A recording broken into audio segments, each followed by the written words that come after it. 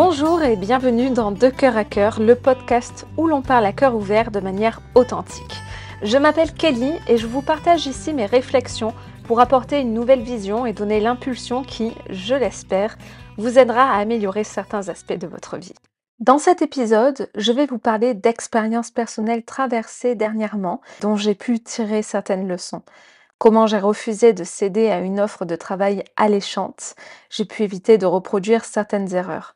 Encore qu'erreur ne soit pas le meilleur terme à mes yeux, car essayer dans nos vies est essentiel pour découvrir ce qui est bon pour nous et aussi ce que nous ne voulons absolument pas. Et en général, il n'y a que grâce à l'expérimentation qu'on sait ce genre de choses. Alors, que faire lorsque la vie nous confronte à des expériences passées ? Devons-nous suivre le même chemin, même si la situation semble légèrement différente? Ou vaut-il mieux prendre le temps de réfléchir à l'alignement de ces invitations avec nos véritables aspirations, de tirer certaines leçons de notre passé? Avant de plonger dans ces réflexions, je t'invite à t'abonner à ce podcast pour ne pas manquer les prochains épisodes de Cœur à Cœur.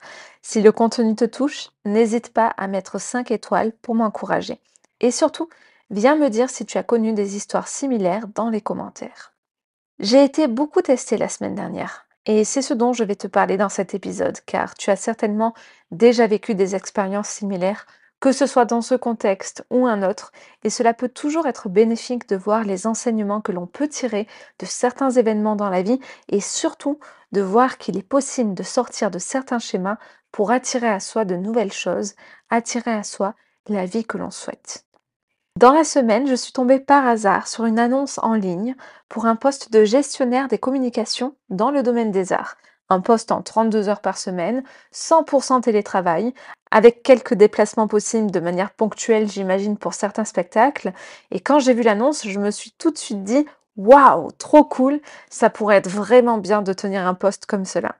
Je développe la communication pour mon propre compte depuis un moment, je connais bien le sujet, j'adore le secteur de l'art et notamment le théâtre, et c'est ce qui était principalement concerné. Et c'est du télétravail. Cela pourrait correspondre au rythme de vie que j'ai choisi, tout en me permettant de gagner 3 000 $ de plus par mois, ce qui n'est pas négligeable. Autant vous dire qu'au début, l'offre me paraissait très alléchante et j'étais plutôt motivée à créer un CV et une lettre de motivation ce week-end pour postuler. Et puis, j'ai pris le temps de me poser, de laisser retomber l'engouement ressenti pour vraiment savoir si cela correspondait à ce qu'il y a de meilleur pour moi et ma famille. Pour mieux vous expliquer le contexte, j'ai 3 enfants, dont 2 en école à la maison depuis toujours et la troisième qui a voulu essayer l'école cette année, mais qui souhaite dès l'an prochain revenir en école à la maison car cela lui correspond bien mieux. Je suis donc presque 24 heures sur 24 avec mes enfants et cela convient très bien à tous à l'heure actuelle. Nous avons un rythme d'apprentissage, de jeux, de sorties pendant lesquels ils voient et partagent des activités avec d'autres enfants et à cela se rajoute le travail que je consacre pour mon entreprise. Formation en ligne, rédaction d'articles, de newsletters, réseaux sociaux à gérer, podcast à présent et tant d'autres choses. Il y a beaucoup de travail, mais je ne m'en plains pas. Ça faisait si longtemps que je voulais me lancer et construire mon entreprise, partager et aider dans certaines thématiques particulières pour ceux qui en ont besoin. C'est une passion pour moi, une vraie joie au quotidien. Et ce n'est clairement pas toujours de tout repos, ce n'est pas toujours le chemin le plus simple, mais c'est ce que je souhaite à l'heure actuelle.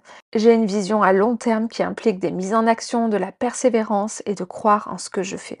Et justement, aurais-je le temps et surtout encore l'énergie de me consacrer à mon activité si je passe 32 heures par semaine, du lundi au jeudi, à travailler en tant que salarié, en plus de m'occuper des enfants H24? Au début de ma réflexion, j'aimais croire que oui. Bien entendu que je pourrais tout faire. Il suffit de me lever très tôt chaque matin, travailler chaque jour de 6 heures du matin à 10 heures, m'occuper des enfants tout le reste de la journée, étant donné qu'ils se lèvent plutôt tard, ça fait environ 1 heure où ils sont en autonomie le matin, et je suis avec eux le reste du temps. Ensuite, Mathieu rentre, je me remets au travail de 17 heures à 21 heures, et il me reste le vendredi, samedi et dimanche pour mon entreprise, et je pourrais même garder ce rythme pour cette fois-ci, gérer mes affaires. Ah là là, c'est beau de rêver. Par expérience, je sais pertinemment qu'un tel rythme ne serait pas respectueux pour moi, qu'il risque d'impacter fort la famille, que cela risque de me mener au burn-out et que je n'aurai clairement plus l'énergie et la créativité pour mon entreprise sur le long terme. Certains jours, ce rythme ne serait même pas réalisable. Mathieu finit parfois plus tard, j'ai intégré une chorale et je répète pour un concert chaque mercredi soir.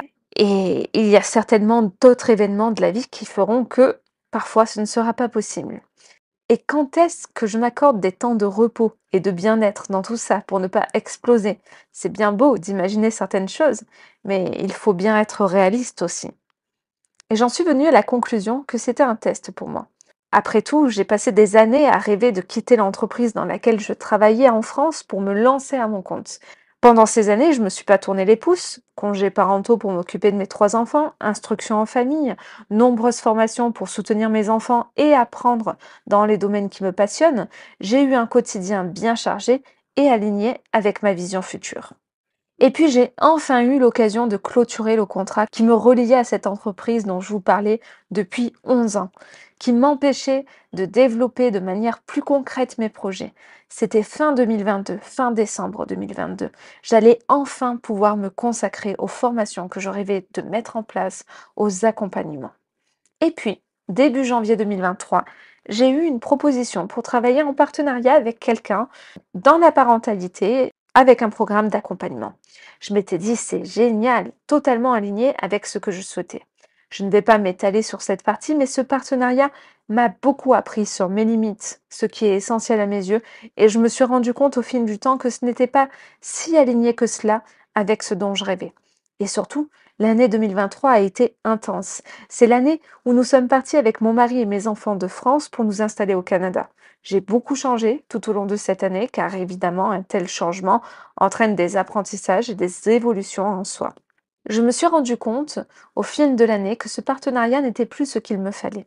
Arrivé en septembre, j'avais consacré une énorme partie de mon énergie dedans et finalement tous mes rêves qui patientaient gentiment depuis des années et n'attendaient qu'une chose, prendre vie une fois le contrat de 11 ans terminé, avaient été relégués au placard, étaient passés au dernier plan.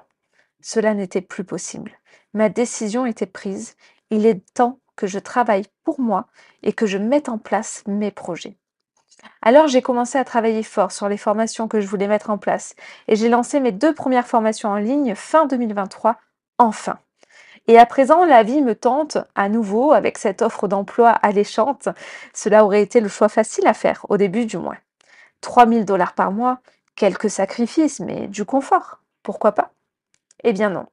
Ma décision était prise, le plus important est ma famille et les projets que je veux mettre en place. J'ai enfin commencé, je suis sur une bonne lancée, je continue.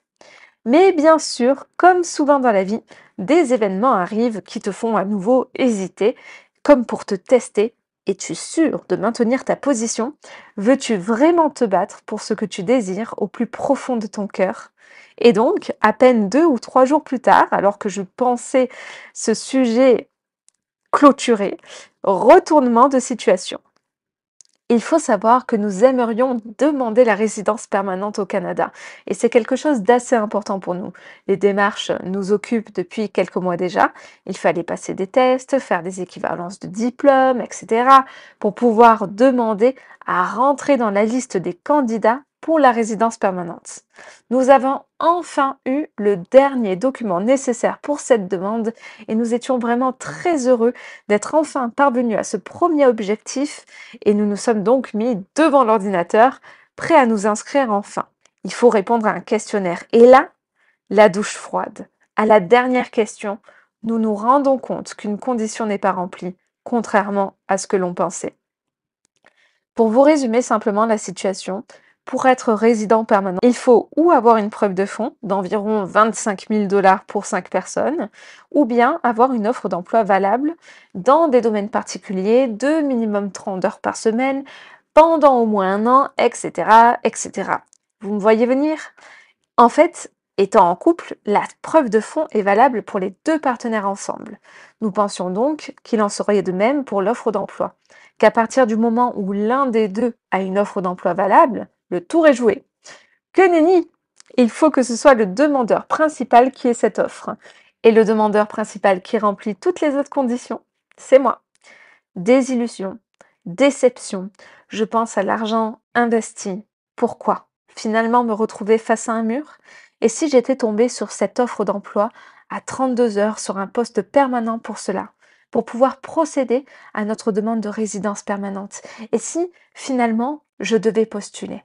J'ai remis en question toute ma prise de décision. Je ne savais plus quoi faire. Nous pensions tellement pouvoir enfin nous inscrire. Cette résidence permanente, sous certains aspects, allait nous permettre de vivre une vie plus confortable financièrement également et plus sereine. Alors, je prends encore du temps pour me poser sur cette situation et évaluer ce qui est le plus important. Dois-je céder à la peur? La peur de ne pas arriver à mes objectifs pour la résidence permanente, la peur de manquer et emprunter ce chemin, renoncer à mes rêves, ponctuellement, soi-disant.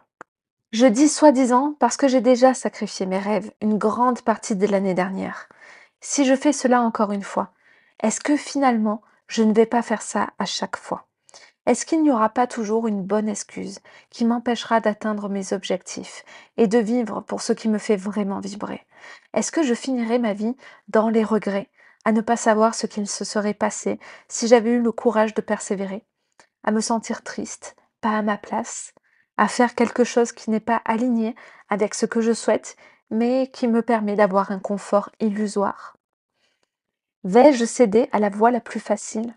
Je sais par expérience que c'est souvent lorsque je prends les décisions les plus difficiles que je reçois les plus beaux cadeaux une fois que les épreuves sont passées. Et finalement, il y a d'autres possibilités d'avoir cette résidence permanente. Certes, cela va nous demander plus de temps, de la patience. Ce n'était pas ce que nous avions prévu. Mais nous pouvons tout de même atteindre cet objectif sans sacrifier les autres projets. Ma décision est prise, je continue, je persévère. J'apprends des erreurs du passé et je décide de ne plus les répéter. Grâce à elles, j'ai appris et je sais d'autant plus ce qui est le plus important à mes yeux. Et c'est à cela que nous sert notre histoire. Les expériences que nous vivons à chaque moment de notre vie, à nous aider à nous rapprocher toujours plus de qui nous sommes et de ce que nous désirons vraiment au fond de nous, au plus profond de notre cœur.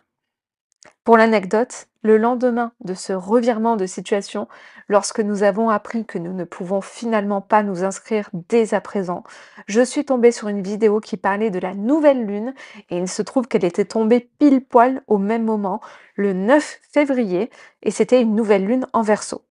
Si je le mentionne, c'est parce que cette nouvelle lune nous demandait de nous libérer de la peur du manque, de prendre conscience que l'abondance réside dans notre capacité à créer des projets et qu'elle ne repose pas sur la matière, l'argent. Elle est là pour nous faire prendre conscience qu'on peut prospérer en étant soi-même, en connectant à son unicité, en se mettant au service du collectif, de la communauté. Et avec tout ce que je développe, c'est exactement ce que je souhaite faire. Par ma créativité, mes connaissances et mon expérience, je souhaite apporter mon aide, mes éclairages, mon soutien à ceux qui en ont besoin pour une vie meilleure, dans laquelle chacun se sent à sa juste place, épanoui. Sans le savoir, j'avais passé l'épreuve que m'offrait cette nouvelle lune et j'avais choisi de prioriser mes projets au service du collectif plutôt que de céder à la peur du manque. C'est beau de voir après coup que les astres se sont alignés d'une certaine manière pour nous faire vivre des expériences et que chacun à son échelle est influencé, impacté et vit ses propres épreuves. Elles peuvent prendre des milliers de formes différentes, mais elles sont là, adaptées à chacun d'entre nous, nous permettant d'aller vers la meilleure version de nous-mêmes si on se permet de ne pas céder à la peur, d'avoir confiance en la vie et d'agir pour ce en quoi nous croyons profondément. Voilà pourquoi je vous ai partagé mon histoire et ce que j'ai vécu ces derniers jours dans l'espoir de vous inspirer à vivre vos rêves, à croire en la vie, à suivre votre cœur. Cela paraît souvent être la voie la plus difficile et il y aura certainement des opportunités alléchantes sur le chemin pouvant nous détourner de nos buts. Alors ce message est là pour vous inviter à toujours prendre le temps, vous souvenir du chemin que vous avez parcouru, des erreurs passées qui, en réalité, n'en sont pas, car elles vous ont révélé ce qui est le plus important pour vous, mais qui deviennent des erreurs pour de bon si on n'en tire pas les enseignements qu'elles nous ont apportés et si on ne les met pas en pratique. Si on répète d'année en année ces mêmes erreurs, que l'on reste dans ces schémas sans chercher à expérimenter autre chose qui nous mènera à l'endroit que l'on souhaite réellement atteindre. Je serais curieuse de savoir si toi aussi, le 9 février 2024 ou autour de cette date-là, tu as vécu des expériences particulières et que tu te rends compte qu'elles sont complètement liées à la nouvelle lune et aux enseignements qu'elle veut nous apporter. Et si c'est le cas, je serais ravie de lire ton histoire en commentaire. Si tu connais quelqu'un qui a besoin d'entendre mon message en ce moment, n'hésite pas à lui partager cet épisode et, bien entendu, si ce moment t'a plu, tu peux mettre 5 étoiles pour me soutenir et t'abonner pour être informé de l'arrivée des prochains épisodes. Je te souhaite le meilleur et je te dis à très vite dans 2 cœurs à cœur.